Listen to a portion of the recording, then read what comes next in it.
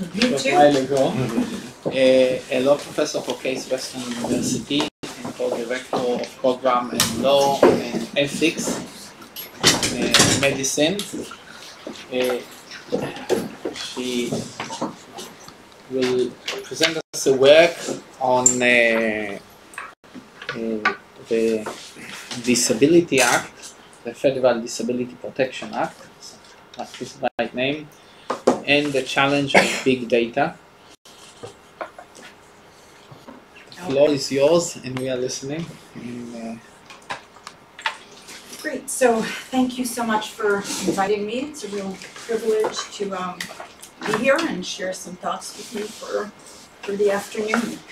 So I'm going to be talking about big data, artificial intelligence, and discrimination. And you have a flyer. I have a book that addresses a whole bunch of these topics, and you might be interested in looking at that. And this talk is based on an article that I wrote that I think may or may not have been distributed, but I'll talk about it thoroughly, so don't worry if you didn't read it. So in order to not leave you in suspense, I thought I would just summarize the primary argument and then we'll build it and develop it. So in the United States, and I believe also in Israel, we have a whole lot of laws that prohibit disability discrimination. And so you might think that at least on paper, we have pretty comprehensive protection against disability discrimination. And my argument is that in this era of big data and artificial intelligence, that is no longer true. And it's no longer true because all of these laws do not reach predictions of future disabilities.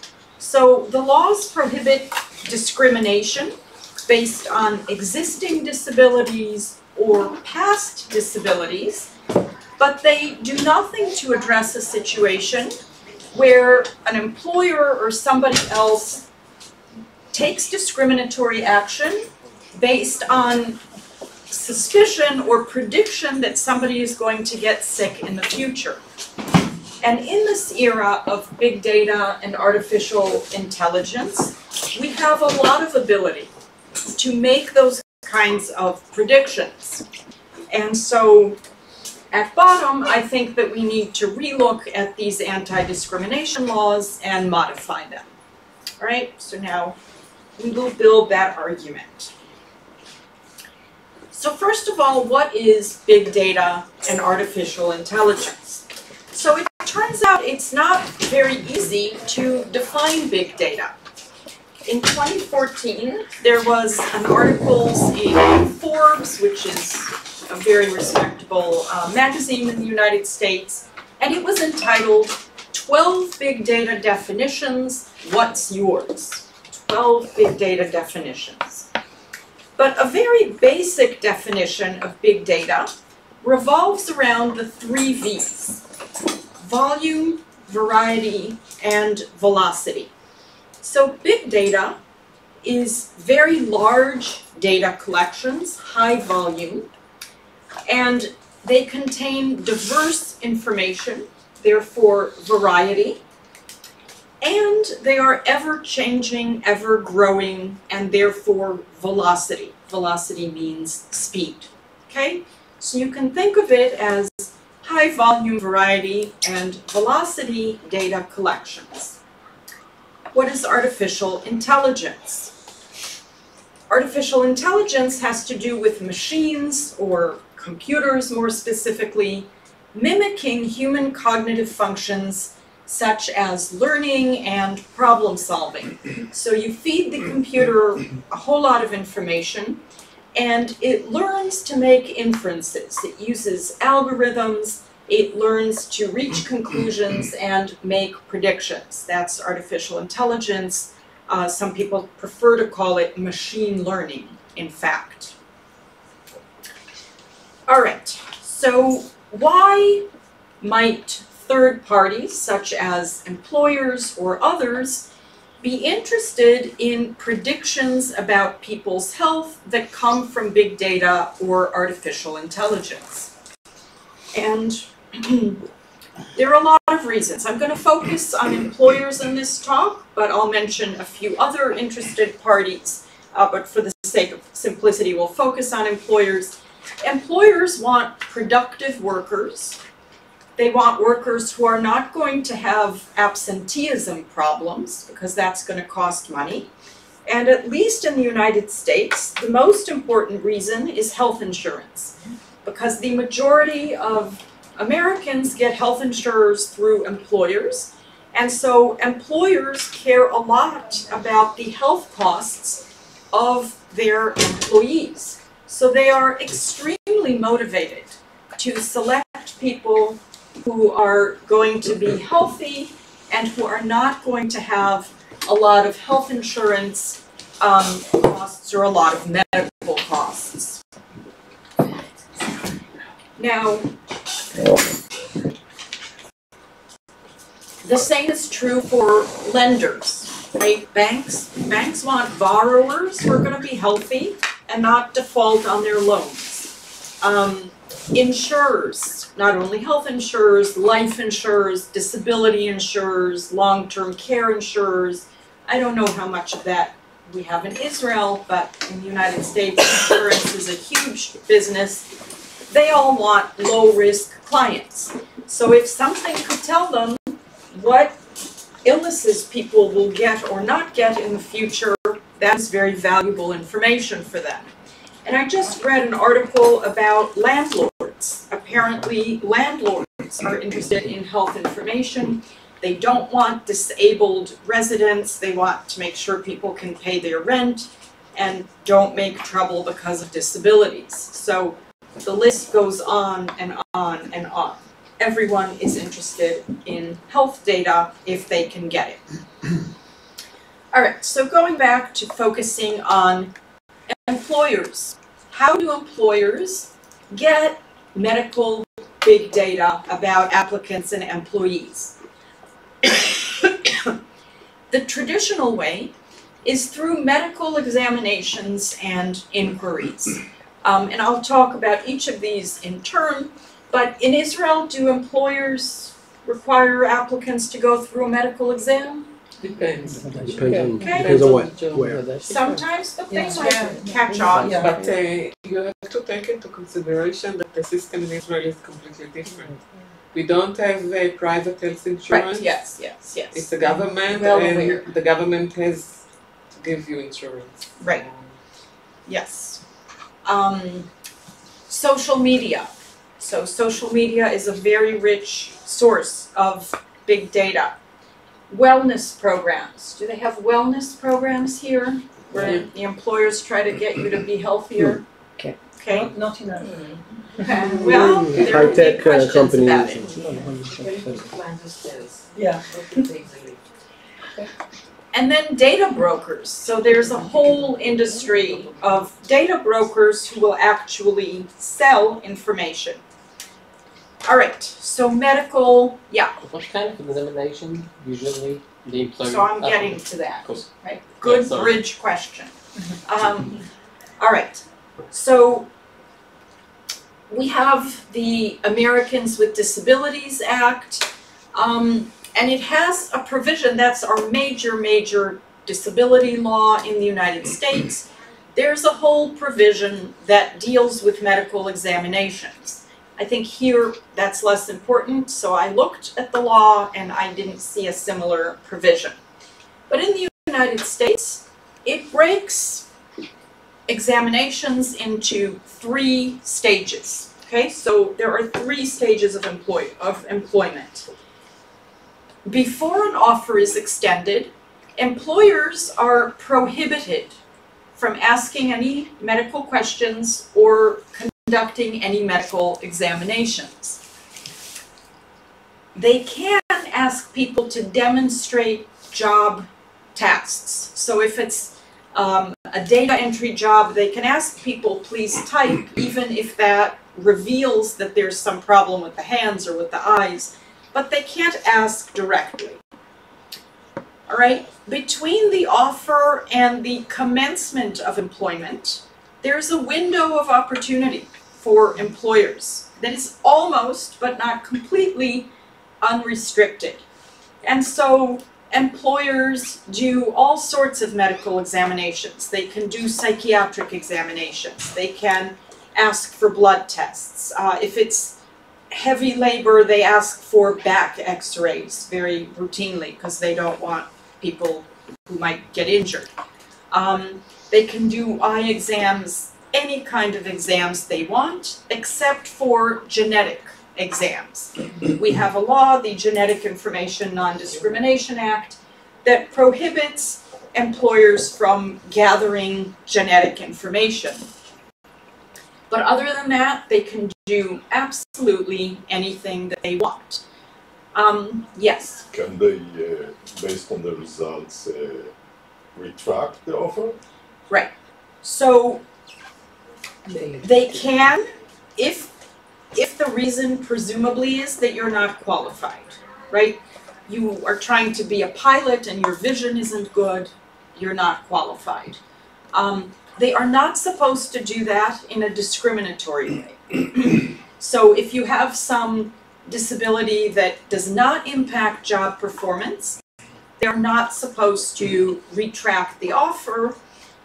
And the clever thing about this is that you already have an offer. So if the offer all of a sudden is taken away, presumably you're going to know it's because of something that happened in the medical exam. But I used to work in the Equal Employment Opportunity Commission, which is the enforcement agency for the federal anti-discrimination laws. And we would see all of a sudden the employer says, oh, we decided we don't have the money to fill this position. Interesting, right? Or, right, we lost authority to fill this position after they did this medical exam.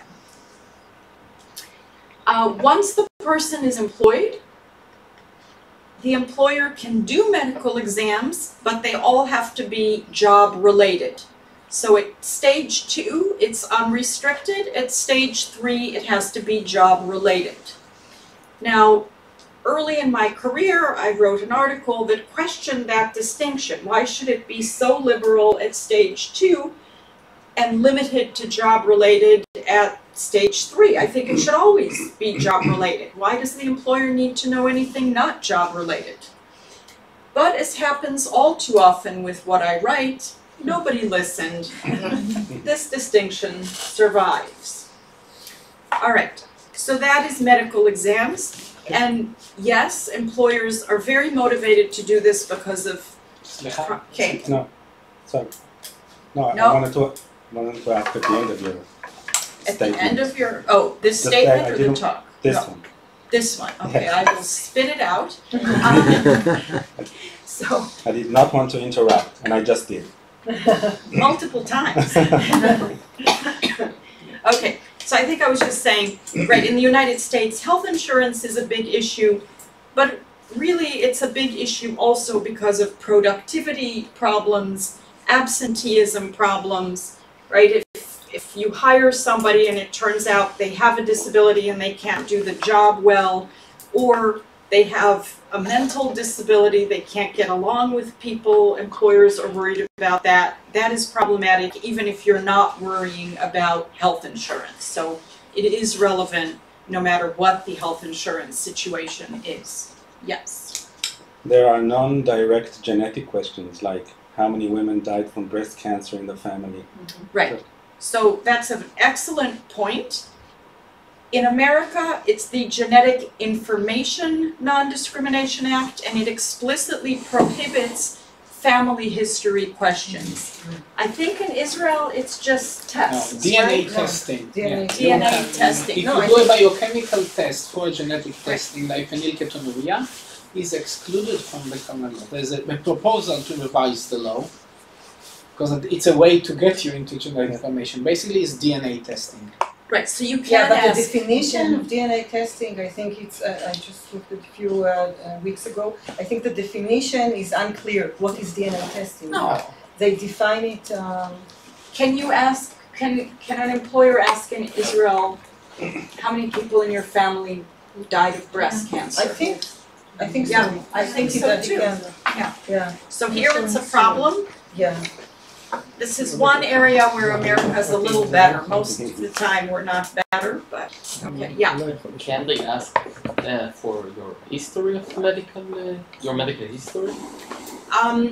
Yes, at that stage too, they can. They can ask, list all your surgeries, list all your illnesses. Yeah, and genetic information does not include things that have already manifested, so they only include genetic abnormalities. If you already have an condition, it's not genetic information anymore. We have a very strong protection of patients' rights. Mm-hmm. But when there's no doctor or provider-patient relationship, there is in this sense, ironically, little protection. Mm-hmm. The data is not protected. If you are a patient, you are protected. But those who owe this protection to you are your care providers. Caregivers, That's right, not the record. the patient, exactly. Okay, Genetic information is specific law, it's about DNA testing. That's what Right. it says. I think I even have a slide about it. It is the חוק מידע גנטי. נכון, חוק מידע גנטי 2000, and the Knesset is deliberating for many years a revision that would address this issue as well. Mm-hmm. That leads to genetic information. It doesn't Right. point a specific test that might lead to this information. Right. Okay. But it's not been voted on. It's there. Yeah, out in cyberspace. Yeah. If I understood well, if you already have a genetic problem that is known and you have diagnosis, then it's not genetic information? Right. If you already have breast cancer, for example, even if it's related to a genetic abnormality, the fact that you have that genetic abnormality is genetic information. The fact that you have breast cancer is not genetic information. But if you know that you are a carrier of BRCA, Then it's genetic information. Can I say something? That there is a correction to the genetic information law, from 2014 that says that an employer won't ask an employee genetic information or to go through genetic testing. Yes, but So in the definition of the law, it has not been changed that the genetic testing is the DNA. The part that the definition of genetic information in the preamble to the law is DNA testing has not been changed yet. Right. It's So it's your DNA. DNA is protected if you test it directly. okay. זה לא כתוב שם? זה כתוב, but it also talks not only about genetic testing, it talks about genetic information, which is, I think, wider than DNA. All right. So let's go on to the fun topic of social media. So employers can and do scour social media for information about applicants and employees.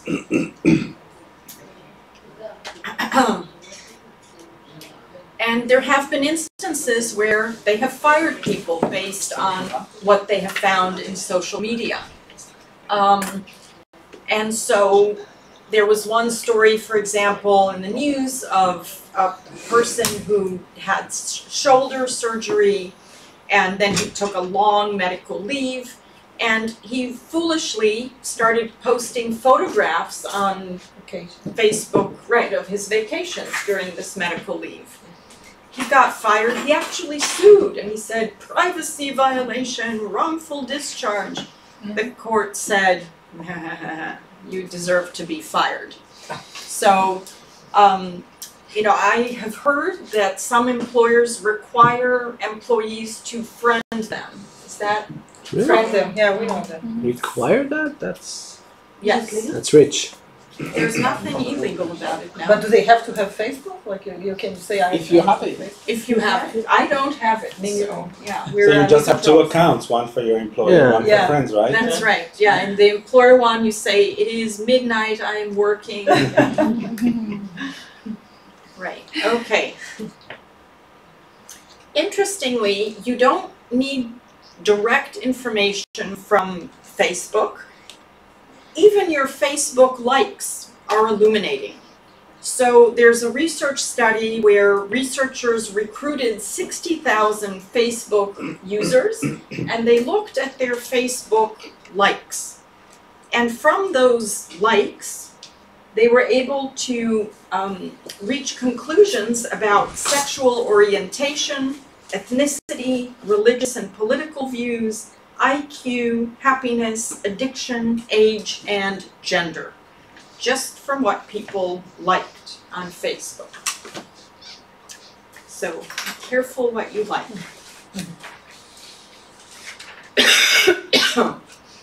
All right. Wellness programs. So these are extremely popular in the United States. I assume more popular than here. 83% of firms with 200 plus employees have wellness programs in the United States. My university has a wellness program.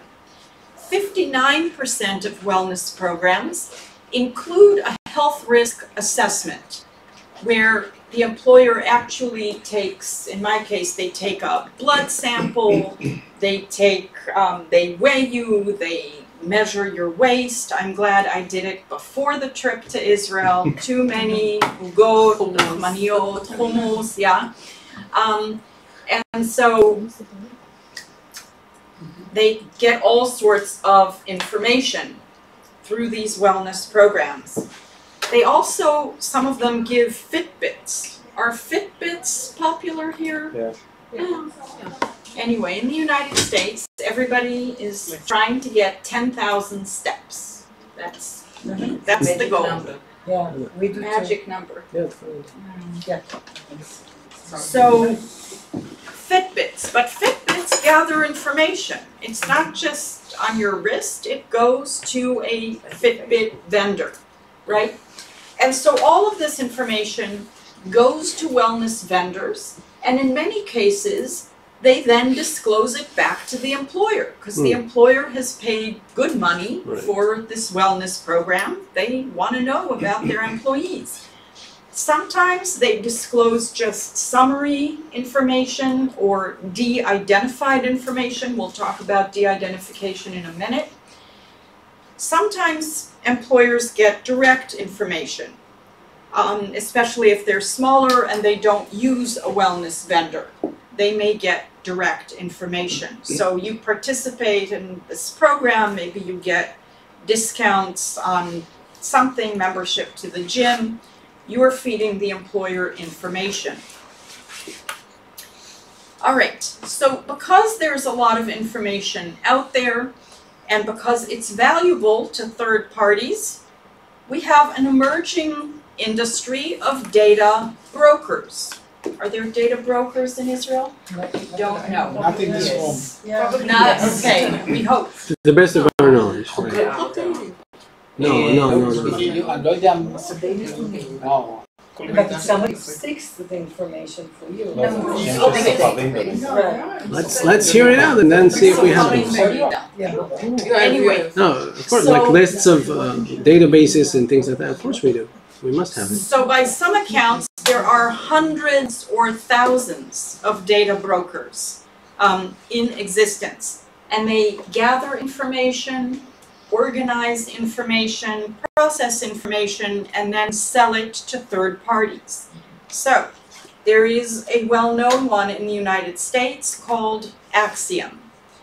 And Axiom says on its website that it has data regarding all but a small percentage of US households, and this information is used to make 12% of the nation's direct marketing sales. So in the United States, we are inundated by all kinds of marketing material, and often you think, wow, this really does seem to fit my needs and interests. And it's because there are these data brokers at work. And I don't know, I sometimes do a Google search, and then for months afterwards, advertisements pop up, right? And I gave a lecture in Indiana about 1.5 years ago, and there was someone from Axiom in the same program, and I asked her, I had read about this, I said, is it true that you sell lists of people identified by name and the illnesses they have? And she said, oh, privacy, we prioritize privacy, we do all these things to protect privacy, it's our highest value. And then she admitted that for the right price, you can get those lists saying so-and-so, and these are his illnesses. Very frightening. Another data broker called Spokeo says that it's a people search engine that organizes white page listings, public records, and social network information into simple profiles to help you safely find and learn about people. Have those companies ever been sued? I think they probably have been, but they're not stealing it. They are looking at information that is publicly available, like your social media. In the United States, we have voter registration records that have a lot of information, etc. And then they sell it. You know, they can learn a lot. Yeah. We have several of those in Israel, even just for legal cases. People use the database of the Supreme Court or the general court system, which is open. They use the database of the police and so on. And then if you're searching somebody, you might find cases. And then if you're interested, you're going to pay them money. And so it could be very easily misused as well. If you're going to pay them just to have your name removed, for instance, then they're making money just because you want to protect your own good name. It's a very interesting, and it's not illegal. It's just really upsetting. Right. I think it's even more complicated, and I agree. I looked once for a person I knew. I knew something was wrong with him. I entered Nevo. It's a sort of It's a legal database. Yeah. legal database, and I looked for cases that he was involved in. And in one case, he was guilty of taking his girlfriend, which was unconscious, in a car. Okay. And then he admitted, and all of this is written, and you can address it, that he is under psychiatric treatment and he takes this and these pills, and he himself was not completely. Okay, Yeah. so and this is in open with his name, with everything. Yeah, but this is a little bit different because we're not talking about data brokers. We're just it's a little bit different. Yeah, I think. it is. This is a database, This is but what they it's- do. They take the No, they could, because Nevo is collecting all the court cases that are not concealed. This is different because Yeah, but a broker could use that. that's what I'm saying. Right? Yeah, yeah. Exactly. I was And then sell it. Yeah, I was exactly. supporting your argument. Right. So they're misusing what is like more. Yeah. Yes, yes. So I mentioned data de-identification. Sometimes the data that is available is de-identified. But you have to understand that de-identification itself is a very iffy proposition. You can never completely eliminate the risk of data re-identification.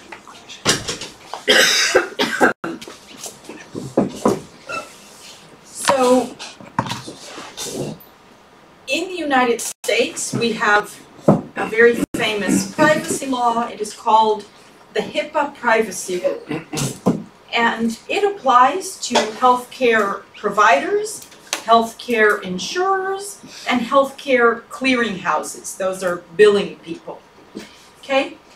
If you're one of those, the law says that if you want to disclose data to other parties without the patient's consent, you have to remove 18 identifiers. So that's a lot, right? Name, telephone number, identification number, patient number, etc., etc. But still, experts have tried and succeeded, even with the 18 identifiers removed, in re-identifying at least a small percentage of record collections. How do you re-identify? All you have to do is link de-identified information to information that has some identifiers. So let's say you have a hospital record that is completely de-identified, and it says person X had his leg amputated on such and such a day, and then provides details. And then there's a newspaper article that says the name of the person, he was in a terrible motorcycle accident, and as a result he had to have his leg amputated at such and such a hospital on this date. Boom, you have re-identified all of those hospital records, and you know every detail of that treatment, what happened to the person. Okay, so that is re-identification. Now, the terrifying thing is that if you're not a healthcare provider or insurer in the United States, you don't have to remove 18 identifiers. It's much more liberal. And the studies show us that 80% or more, between 80 and 90% of the population, can be identified by 3 factors alone. If you have sex, zip code, and birth date, it is very easy to identify people. That combination is unique to most people. So you don't need the name, you don't need the telephone number, you just need sex, zip code, and birth date. So if people tell you, oh, don't worry, your privacy is protected, this record is de-identified, you have to worry, what exactly does that mean? The other thing that can happen with de-identified records is that employers, bankers, landlords, and so on can build profiles based on de-identified data of people who are undesirable. All right, so in the United States, we have the Centers for Disease Control and Prevention, and they provide a very good website that allows people to do research. It's called CDC Wonder, a lovely name. And you can do searches, for example, for the prevalence of certain diseases in certain population groups. So you can search for cancer, and you can see black women over 50, what is the prevalence, and white women under 50, whatever. You can narrow your searches. Well, nothing is to stop an employer, lender, whoever, from doing those kinds of searches and then deciding that they don't want to hire or accept women who are black and over 50 or whatever, because they're worried about their health risks. So they can just build profiles based on de-identified records. All right, so that's another discrimination concern. So why am I worried about disease prediction? Well, we have a lot of ability to predict diseases. You can know a lot about people's health status without even worrying about what diseases they have now. So we know that there are some very straightforward things, like a causal link between smoking and a lot of health risks, right? Lung cancer, other cancers, heart problems, etc. And so in my city, I live in Cleveland. The Cleveland Clinic, which is a very famous medical center, will not hire smokers. And if you're a very fancy doctor or fellow, they might enroll you in a smoking cessation program. But if you fail that, or if they don't bother enrolling you, you cannot get hired if you're a smoker, right? is largely because of concern about future health risks. Women who haven't had children are at higher risk of breast and ovarian cancer. Nothing is to stop an employer or anyone else from denying women who are childless of various opportunities, right? That is not disability discrimination. Researchers are also working very hard to identify biomarkers that these are physical traits that are associated with diseases. So in one study, they found that lower levels of 10 phospholipids in the blood indicate that the person will develop cognitive decline in the near future.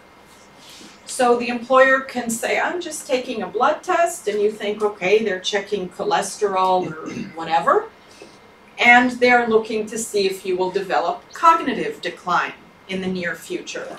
A paper in Nature Medicine from yesterday shows that your face can identify specific mutations you have. There you go. They can just look at you. They'll be first. Right? There's also a lot of studies with the eyes. So small changes in blood vessels in the eye at age 60 have been found to predict memory loss over the next couple of decades.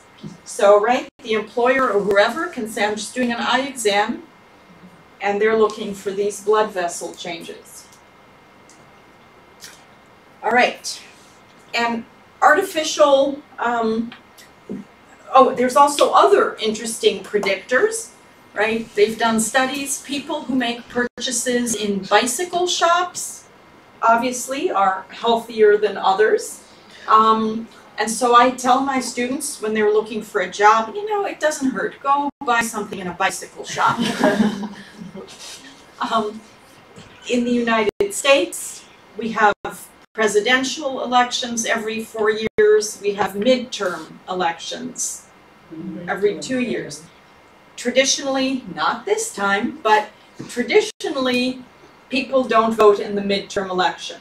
So if they do, studies have shown they're usually healthier than other people because they have the leisure to follow politics and to get involved. You know, people who are too stressed about their lives don't do that.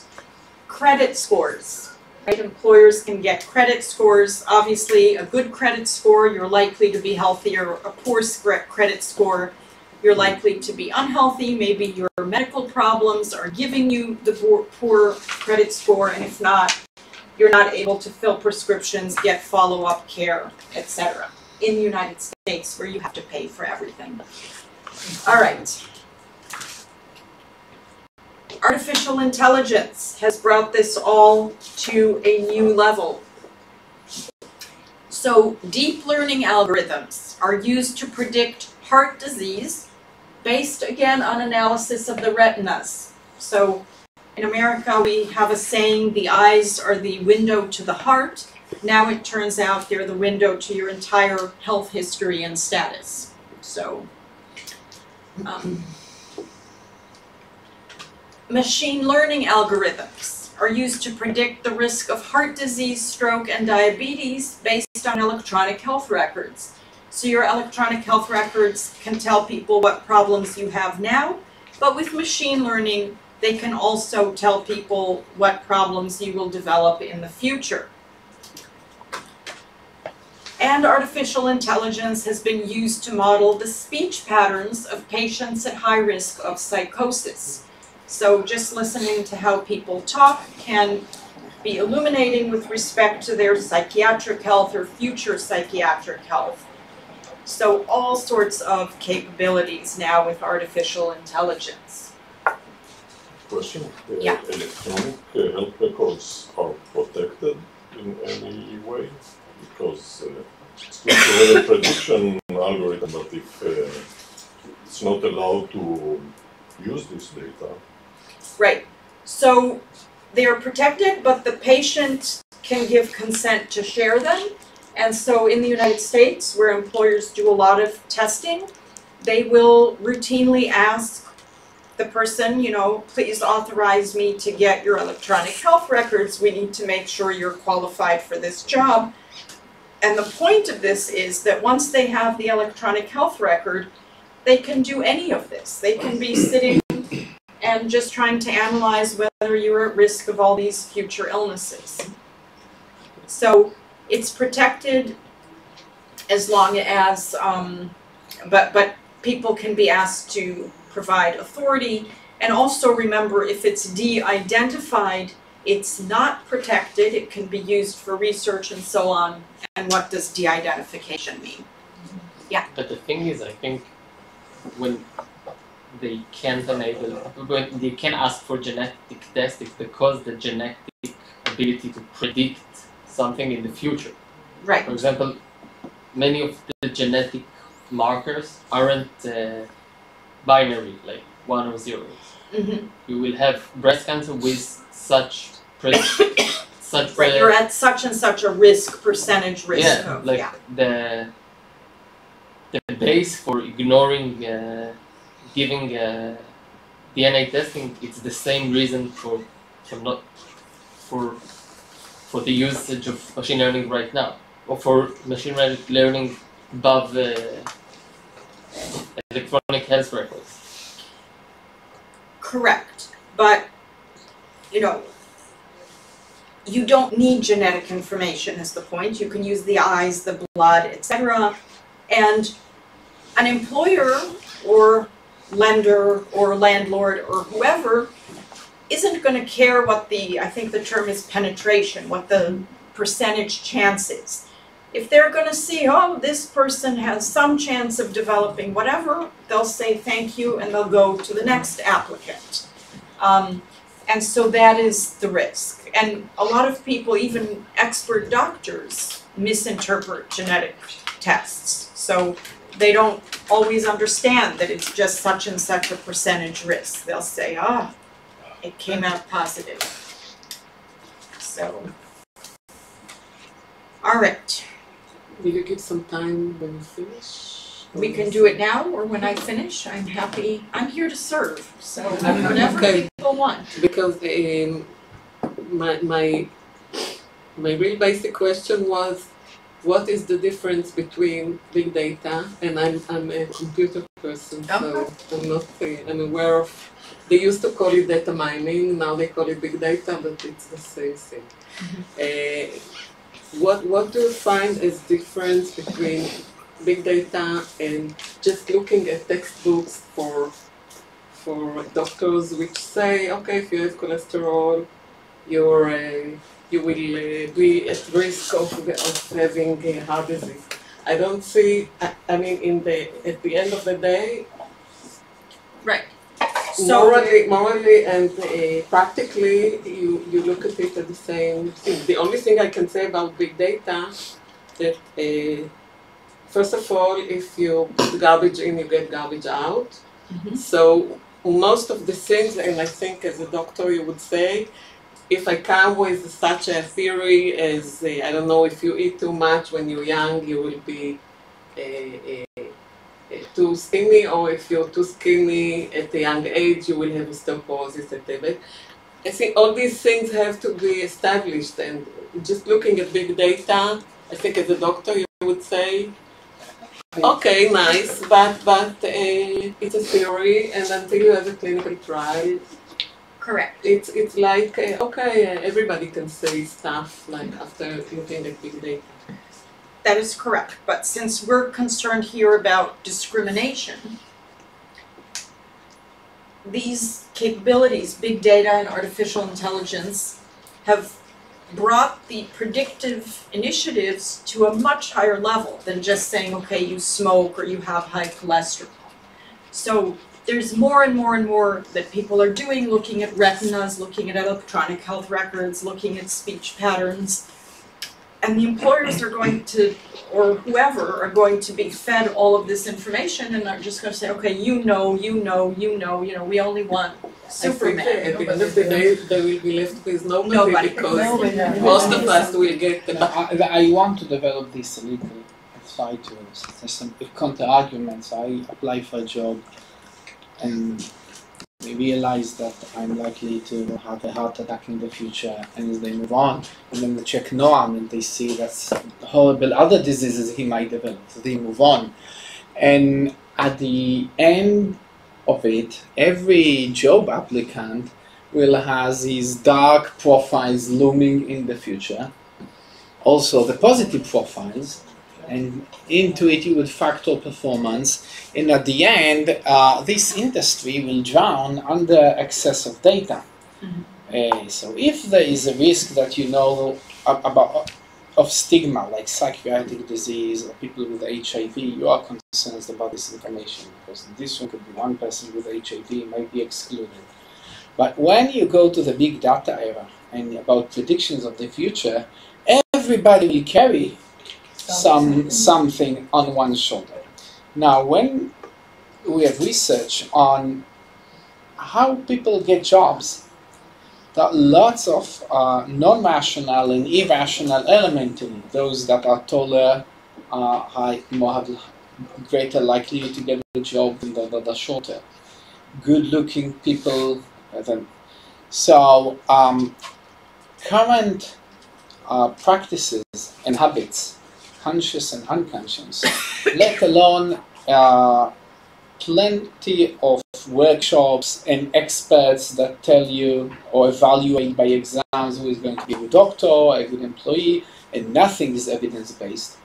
So it might be the substitution of one unfounded methodology of astrology by another. But at the end, it's difficult to persuade us. Maybe I'm trying to challenge that the discrimination issue when everybody is involved. You cannot be anti-Semitic when everybody is Jewish. So your anti-Semitism has no... So when at the end everybody has something, this is what I targeted. So maybe I'm trying to think in a little absurd way. When the market is open to all kinds of testing and you don't limit it, every prejudice will be neutralized by the next. What do you think about this possibility? Right. So that is an excellent point. I suspect that they're not going to do all of the testing. For example, we've been so concerned about genetic testing. It turns out there isn't genetic discrimination very much because it's too expensive to do genetic testing on an applicant. They don't even know if they're going to be hired. And it's too uncertain. And it's too uncertain. That's the point. So I'm not saying they're going to do all of this, but probably eventually some methods will emerge that are not very expensive and are more reliable. And I doubt very much that all of this that is being developed is not going to have any practical application. It's just too valuable for third parties. And also people have the diseases that they are more afraid of. So they might not be that afraid of heart attacks because lots of people survive them, but they are afraid of cancer. So they're going to try to identify those, or they're very afraid of mental health problems. Oh, this is the issue. So and if cognitive. you, as a lawyer or regulator, you pinpoint mental health, it becomes meaningful when you liberate other areas. That's exactly the point. Otherwise, there's no meaning to it. Because the act of this is to protect people with disabilities, but by the big data, this way of looking at it, we are all disabled, if right. not in past or in the present, in the future. Correct. But well, not everyone. I want to claim that you can rank the disabilities, and it's going to become very easy to do it, and very cheap as well. Right. We sequenced the first human genome in our lab. It cost us $20,000 5 years ago. Now we do it for $500. In 2 years, $50. And we're getting better in bioinformatics. So it's going to become easier. And then we'll start ranking the disabilities.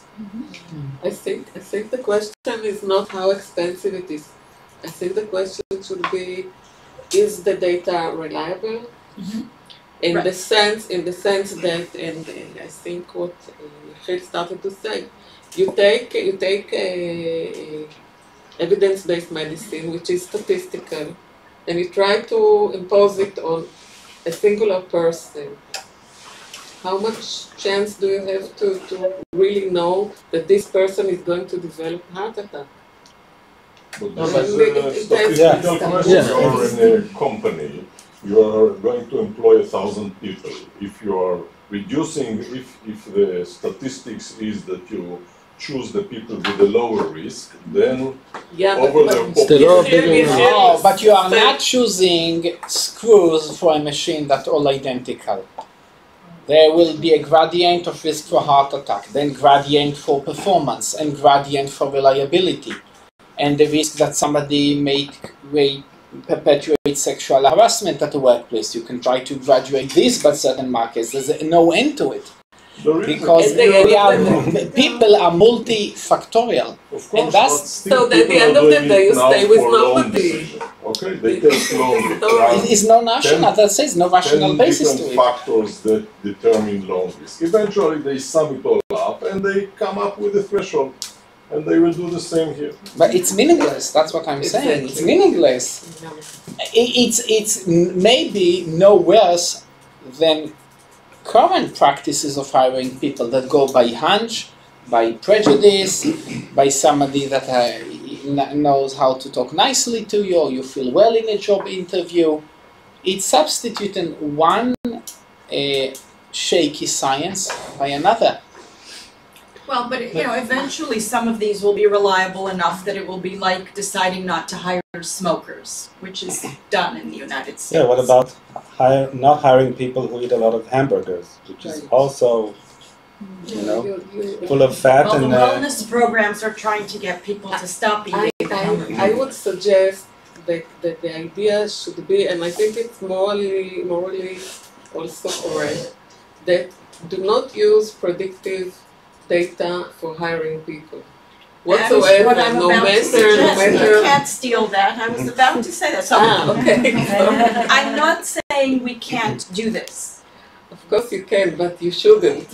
No, I'm not saying people shouldn't do this predictive work. Let them do it. Fine. Gesundheit. But so my point is, it shouldn't be a basis for decision making. By the way, some people can smoke all their lives and they will not. And that means that genetics could also come to aid these people to getting a job. To clinically get a job with a But then so it works both ways. And but you can HIV also, there are a few people that don't. And the other thing is that maybe you should take Obamacare into consideration and stop this. It's dead. Yeah, No, it's Trump care. Because of, but the idea is become a little bit more of a welfare country and less libertarian. Yeah. Excuse me, before you move on, I just want to say that I think it's of course a good idea to say that employers shouldn't take this into the consideration when hiring. Okay, that's a good thing to say, but I think that even today, if you look at the test for women who are pregnant, actions are being today already being done for predictions of disease. So actions are being made already. So we can say that maybe, I think at some point this information will be used, whether, you can say, employees should say, without בלי הבדלי גזע דת ומין ובלי הבדלים של prediction, but I think that even today we can see that people make choices based on a predictive, so okay, they look at genetics, and today when you do a genetic chip, which gives you a whole lot of information that gives you no ability to choose or to understand really what you're doing, saying you do the rational. So I think that it is a real problem, even if we say that maybe this is not the correct information, that the data is maybe only a theory and so on. I think that eventually those things are taken into an account of somebody's actions. So I think we should be concerned about it and think how.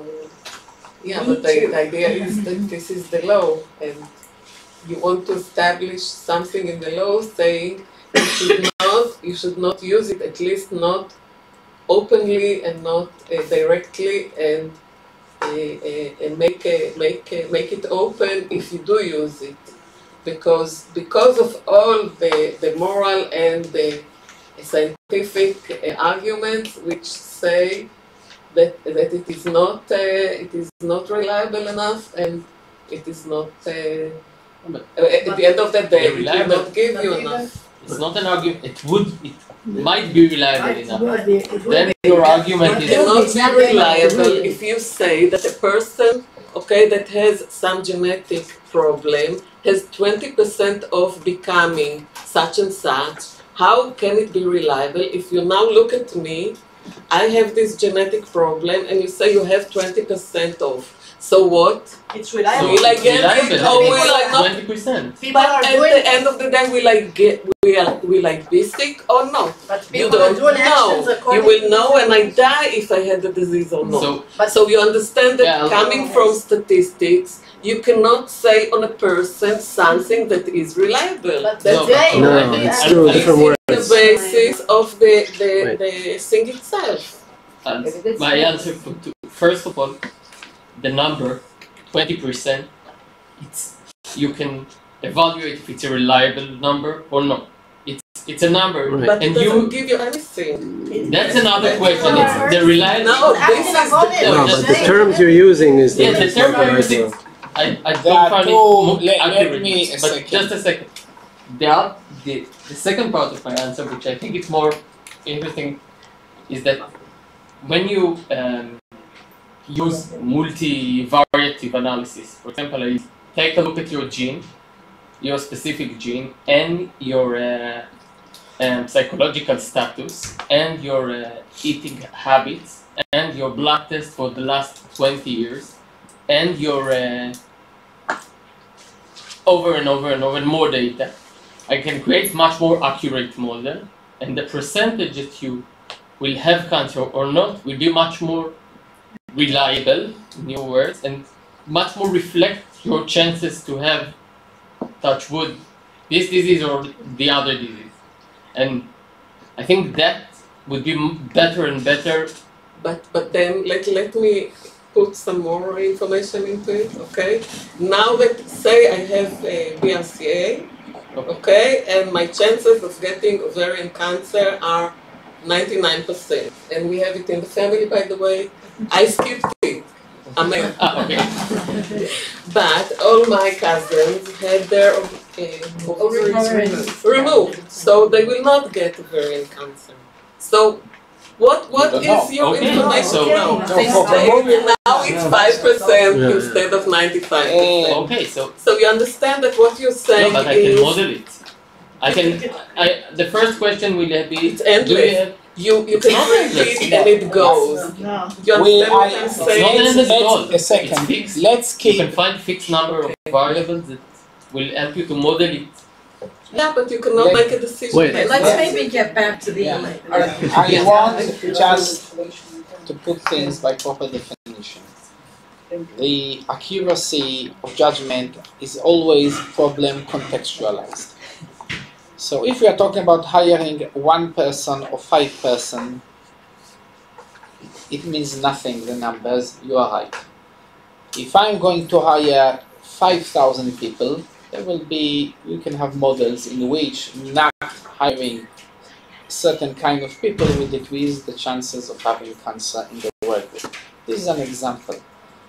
Now, when we face the individual person, is never been evaluated on solely for one healthcare industries or solely for health. He is here for a job because the person is qualified for a job.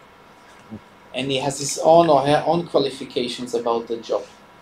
And we are about to cross some medical statistics whose relevance to the person may vary, and some may not be, they will be mathematically reliable, but not reliable practically, because there is no way to translate a 10 or 20% chances of having cancer on one particular employee. It's meaningful for a long service employee.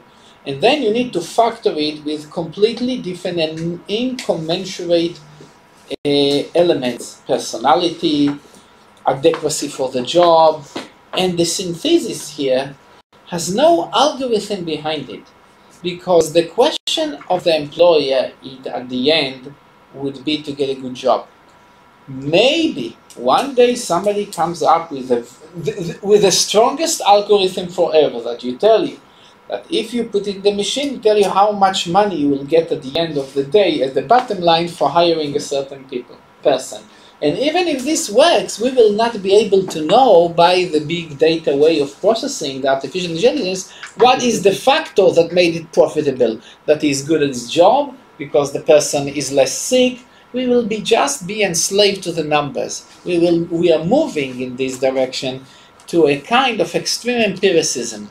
So this extreme empiricism poses many theoretical and moral problems, but it does not pose an issue of discrimination, because if there is any discrimination, it's hidden inside the mysteries of the artificial intelligence machine that knows nothing. We are innocent. We know nothing about it. And it will be even difficult to show that the machine is biased. There is research showing that certain AI machines learn the bias in society. There's been studied about it. But as long as you don't show it, so I won't take too much time, but the big data cannot be too big, otherwise we all drown and lose meaning. We need to contextualize a decision is against an employer, for example. And then, as you said, there's issue discrimination. It doesn't matter whether the information is accurate or not. If I believe that you are likely to be psychotic and I don't hire you, this is discrimination. Right. No Because matter whether it's right or wrong. even if I follow astrology, this is discrimination, if this is what I think. Okay? But we need always to isolate the element under discrimination and show that there is discrimination here and that it stands aside from other elements that I can play in. Good. Okay. So let me just get back to my suggestions, and then we can discuss them. So the Americans with Disabilities Act, as I already mentioned, that's our primary anti-disability discrimination law, and it defines disability as follows: a physical or mental impairment that substantially limits one or more major life activities. So a current impairment or disability, a record of such an impairment, a past impairment. And this is interesting. I don't think the Israeli law has a similar provision. The American law prohibits discrimination against people who are regarded as having an impairment. So they can be perfectly healthy, but if the employer wrongly thinks they're disabled, the employer is not allowed to discriminate. So you get people with some disfigurement, scarring, or whatever. The employer doesn't hire them because the employer thinks they're disabled. That is prohibited. Or they have a limp, or something else that is fairly superficial. If the employer thinks that they have an impairment, they are protected. All right, so just to show you, I did do my research. חוק שוויון זכויות לאנשים עם מוגבלות, right, 1998. אדם עם מוגבלות, אדם עם לקות פיזית, נפשית או שכלית, לרבות קוגניטיבית, קבועה או זמנית, אשר בשלה מוגבל תפקודו באופן מהותי בתחום אחד או יותר מתחומי החיים העיקריים. So this is a current disability again, right? Nothing about predictions of future problems. We do have a law, and we've all talked about it already, the Genetic Information Non-Discrimination Act, which does prohibit discrimination based on predictive information. Genetic information is predictive, so employers and health insurers are not allowed to try to obtain genetic information except for in very limited circumstances, and if they do have it, they are not allowed to discriminate. even though this is purely predictive data, right? And so what I'm going to suggest is not a departure from this approach. In Israel, you have the same thing, חוק מידע גנטי, לא יעשה מעסיק שימוש במידע גנטי או בתוצאה של בדיקה גנטית של עובד, לרבות לעניין קבלה לעבודה, קידום בעבודה, תנאי עבודה או פיטורים. Huh? There's also Yeah, something about the insurance. Insurance, okay, yes. Okay, so this does prohibit discrimination based on predictive information. I'm just suggesting that we make the other disability laws consistent with this approach. And so in the case of the Americans with Disabilities Act, I would suggest expanding the regarded as provision, that one that you don't have here, to protect individuals who are perceived as likely to develop physical or mental impairments in the future. So that is not a big change, it's just adding a few words, but it would capture this concern. Now, we may in fact, it would be consistent with Gina, we may in fact have to add a few other qualifications. So we might want to create some exceptions. If the employee or the individual is engaging in particular risk-taking behaviors, I wouldn't encourage employers to discriminate, but we might want to have a list of behaviors that they can take into account because they're in the control of the person, presumably. Smoking, extreme sports, bungee jumping where you're going to break your head, right? Maybe we want to allow employers to consider those. So I've given this talk elsewhere and sometimes I get a lot of resistance to this suggestion, but I still think it's worth considering. And of course, if it would be somehow related with an eccentric personality, something that might be adjacent to bipolar disorder or just hypomanic tendencies, would you say, I'm sorry, I'm protected, I do that because that's my disability, talking, it's not me, you cannot discriminate me because of that, or would that not work? I mean, right, so that would be complicated, you can't discriminate based on the disability. But on behaviors you can, perhaps. Right, but Okay. behaviors you can. Now, there's some emerging research that maybe even smoking is related to some genetic abnormalities, Right. so we would have to reconsider that if that is proven. But, you know, we always want to try to balance employer autonomy, let them make some decisions, and so this is trying to moderate the proposal. It's going to be hard to detect this kind of discrimination, and so we probably need to have employers disclose certain data mining practices. And so if they are looking at social media, we might want them to tell employees. If they are purchasing information from data brokers, we might want to require them to disclose that kind of practice, either on the application form, the employee handbook, their website, whatever. So all discrimination is very, very hard to prove. I always tell my students, we're trying to get into the employer's mind and figure out what they were thinking at a particular moment when they said no, or they said you're fired. That is extremely challenging, and this is going to be no different. But the hope of the anti-discrimination laws is that most people want to do the right thing, most people want to comply with the law. And so if we give people this kind of guidance, hopefully they don't do anything that is obviously discriminatory. They try to comply with this mandate. And I think this is a protection that people are going to need increasingly as there's more and more predictive information out there and being used, and it would allow the law to sort of catch up to technology in a useful way. So that's it. So now we can argue further. Or we exhausted all the arguments? I don't know. No, I just think that what you wrote is excellent.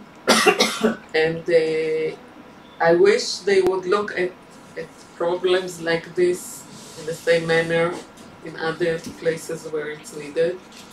And I think it's really important. Maybe it should be more, should take more situations into consideration. But such as even using a regular textbook in order to predict how you're going to behave.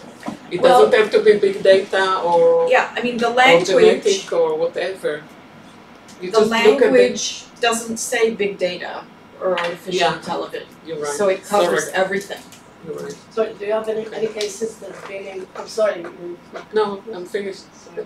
any information about people who felt they were discriminated based on, for example, genetics or anything that's been into court? And I mean, how, like you said, it's very hard to Right. to Yeah, get they're just those.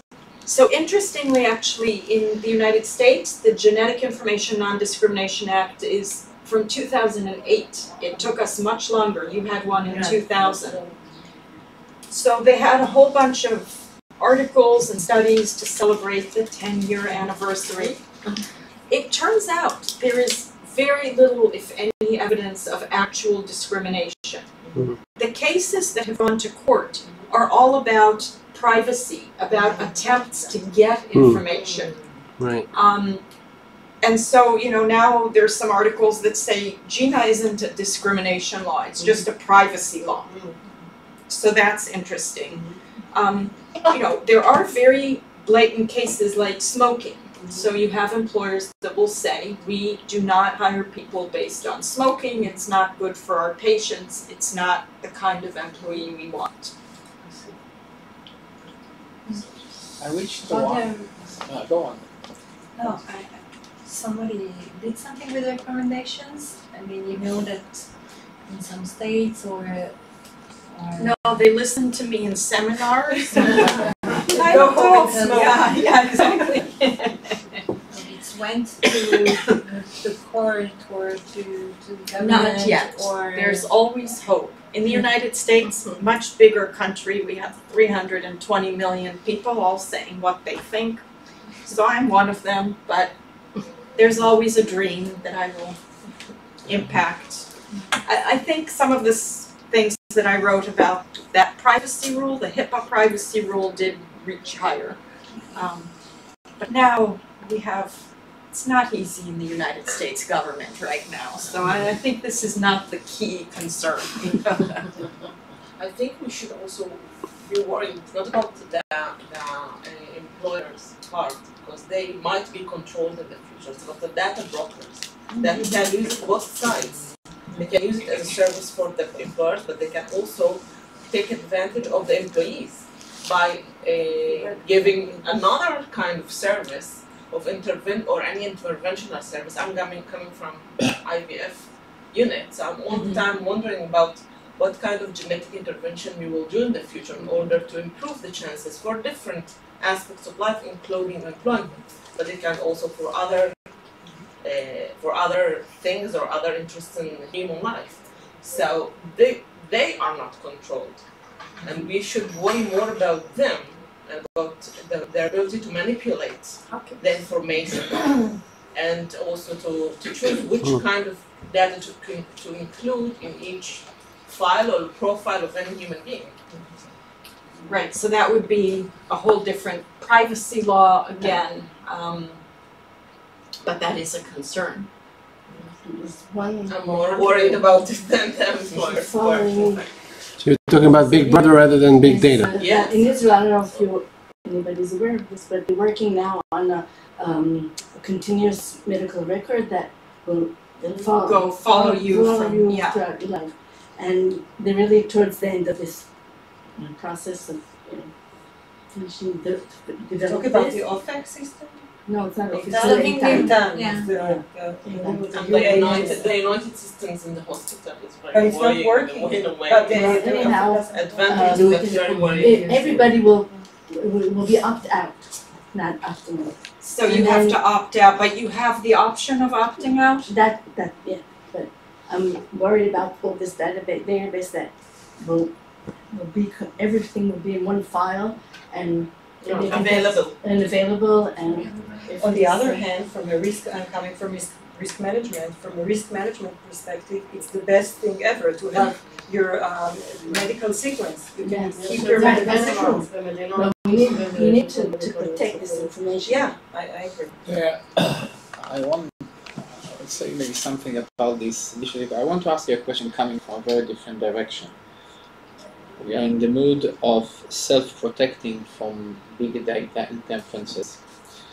But suppose it is possible that my employee, Tel Aviv University, with all this data mining, running a few lines of code, can tell me or can know that I may have a heart attack or similar treatable event, then there might be liability for not doing it. And this is something that whether you have thought about it, some other people say, well, with all these algorithms for Facebook and other places of the risk of suicide or whatever may happen to a person getting into depression, then you might say, what about your duty To disclose. To disclose, to warn, maybe. Duty to warn. Yes, it would be negligent not to do anything when an imminent harm, knowledge about imminent harm is accessible to you and only to you. They can put SSRIs in your drink without you knowing. No. But Yeah, that's so true. that is This a is very, this possibility. It's a good question. so that's something that people have thought about. So in the context of the Genetic Information Non-Discrimination Act, for example, Yeah. there are a whole bunch of cases where there are certain sensitivities, genetic sensitivities, where substances in the workplace can trigger terrible things, chemicals.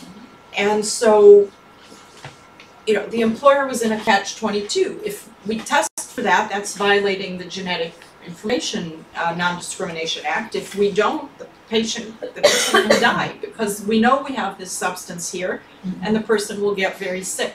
So they actually made an exception that allows employers to test for particular toxic substances in the workplace. So we may well have to address that issue as a separate issue, the duty to disclose. Obviously, the employer doesn't have a doctor-physician relationship with the applicant or employee, and you would have to be very careful to make sure it's reliable data, it's not a mistake, etc. But you may start getting certainly those kind of cases where, wait a second, you have you had information and you didn't warn me when I could have taken some preventive action. Or they might say you are at risk for heart attack, for psychosis. Just we are letting you know, and we won't pay, or the minute you get heart attack, you will not be insured, or whatever. Okay, we'll have a restriction according to your future diseases. In the US, you can't exclude somebody from the health insurance group, so Even though he has a high risk of becoming in Israel, in Europe, it's the same law everywhere. But a way to get out of it might be a kind of economy of balance, that once you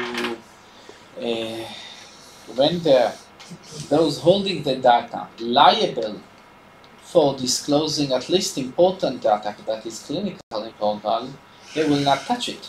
Because the value of having medical information about people as an employer might be offset by the responsibility you carry in taking care of the person. So the issue is more of balance of responsibilities than discrimination or harm. And if this might be a way to get out of it, I'm just throwing an idea to less try to restrict employers, because they're all, as I showed in the first slide, at least in the second phase, they can get all sorts of information. And anyhow, they can bypass all around and say, okay, get the information you have. But if something happens and you had the information, we will find you liable for not doing something in the protection of the person. Right, so, I mean, that's also tricky because we have part of the anti-discrimination mandate is to not be too paternalistic. There were cases where employers said, oh, we produce batteries here, so no women who are pregnant or could get pregnant can work here, which means mostly only men work there. And the women sued because they needed a job. It was the only employer in the area. And yes, the employer presumably was trying to protect their health, their fetus's health, but it was too paternalistic. So it's a very fine line because you don't want to deprive people of opportunities to support themselves, to have a job, to have a career, because of a fear that there's, whatever, a 40% chance that something bad will happen. It's a lot, 40%. Or 10% or whatever. In your tort law, would that be considered to be voluntary risk-taking so that the tort liability would not fall in the hands of the employer? So you could create a duty to warn, and then the person signs, I accept this risk, I'm willing to work here, but then you have to worry, the employer still doesn't want that, and so they'll find a way to not Wouldn't they promote anyway them. need to pay even if they signed all that? Isn't it like a... No, but they're gonna, if they are going to get the heart attack, they're gonna not work, they're gonna not be productive, they're gonna have high health insurance costs. So the minute the employer has the information, even if the person signs, I'm willing to take the risk, they're No, that's a different story, but the question is, would would they, if I sue the employer, saying, I don't care that I signed it, I'm not going to sue you now, that I'm damaged because of working for you, you should still carry the damage. I mean, it's, you enjoyed my work, now you have to pay for I mean, what there it costs. is a doctrine of assumption of the risk. Right, so there is assumption of the risk, that's what I meant. Okay. But it depends on how clear were you, did Right. they really knowingly assume the risk, were they, did you just put the paper and say you sign Right. here, etc. Okay. Do you know if there is any other place in the world that have this recommendation already coming into action, like Europe or? I am totally original, nobody should doubt that. You have heard Kawami Sinai here, and And it's going on already in the law. I don't think there is. I'd like to ask you a question, but do you just try to think about it? If, for example, as part of the job requirement, it was written that I'm looking for some product manager with 2 years experience, knowledge in SQL and Python, and less than 60% to have heart attack in the next 5 years, and less than 75% to have colorectal cancer. As part of the job requirement. Wow, that's interesting. Because I guess that if the algorithms were be enabled to the employers, they also would be enabled for the just for the patient, because he owns the data of himself. Right. So how do you? Because when I try to Is that prohibited, is your question today? prohibited. It's not Even prohibited. I don't have a like specific question. Just try to Right. improve the. I mean, right now, it's not illegal, I think. But in the United States, probably you would get challenged because on that regarded as provision, because they would say that's bleeding over to you're regarding him as there's something wrong with him already. So, but a clear reading of the language of the law, I think, would say you can do that because you understand he's totally healthy now. You don't think he's not healthy now. And so you just don't want future problems, and the law doesn't reach that. But I'm just trying to think like in a much more moral aspect of the society. Let's assume that we have thousands of algorithms per each relevant disease that מטרידה the employer. Concerns. Yeah, but and also the patient himself can run an algorithm. So what would be the effect of the society on the society when you just there were jobs that I won't be able to apply because I know that I have risk for breaking my hand, so I can't work as a welder or whatever. Yeah, waiter, for example. Did you see the movie Gattaca? Yes. So, It's all about the. so in a sense, you might get a job that is more suitable for you. I have a startup proposition. We're a startup nation. The next phase would be, I guess, dating apps that would, let's say I have this and that possibility of gaining such a problem. I want like peas and pod that my mate would have other problems so we can support each other, each in having problems in different times of their lives. Theoretically, that's possible. It might, it might happen. I don't know. So as a society, the system has failed. We need to do more literature here, because in the past, I would know a lot about my family and the family in other families, and I would get the best match for my children. It's like genetics at the social level. The social standing, the money they hold, and it all melted down by the power of romantic love.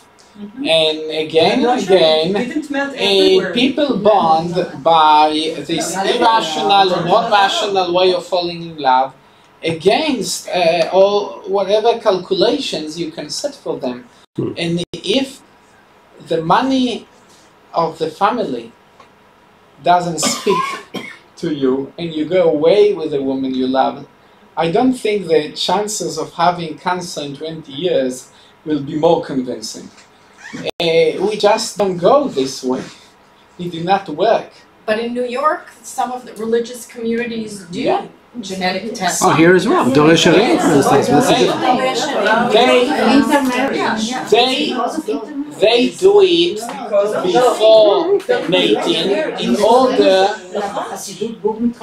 to avoid this kind of conflicts, knowing that once they meet, the choice what might overwhelm the situation. And don't do genetic testing. You see somebody that has apparent with a major mental illness, you already know that every child has a very high chance of getting a major mental illness. And the same for diabetes. You have two parents with diabetes. The chances of a child of having diabetes, 50%, is a lot. I mean, the stronger numbers we have do not count for high-tech genetics. It's just, observing life. And you see, also in Jewish law, there's a semi-prohibition to marry into family of epileptics. And it didn't catch. And it's the only law limiting in a eugenic way marriage. We don't go this way usually, and luckily, and I think also it's correct. Anyhow, thank you for excellent seminar. We don't test our presenters for the chances of having. So just one note. So first of all, it's the first time we are trying to record it. I don't know if it worked or not, but if it did, then we'll put it online because some people who really wanted to be here could not come today. Those of you who have not been in the past in our meetings, so we hold this seminar every couple of weeks. Not everything is about artificial intelligence, but we have different issues that are of, I guess, relevance. We might have another one relevant to this topic later this year by another professor in Tel Aviv University. So if you want to give us your details, we can reach out to you. And you can look up more activities of our Bioethics in Law initiative at Tel Aviv University. Thank you so much, Sharona, for this really wonderful meeting. תודה ולהתראות.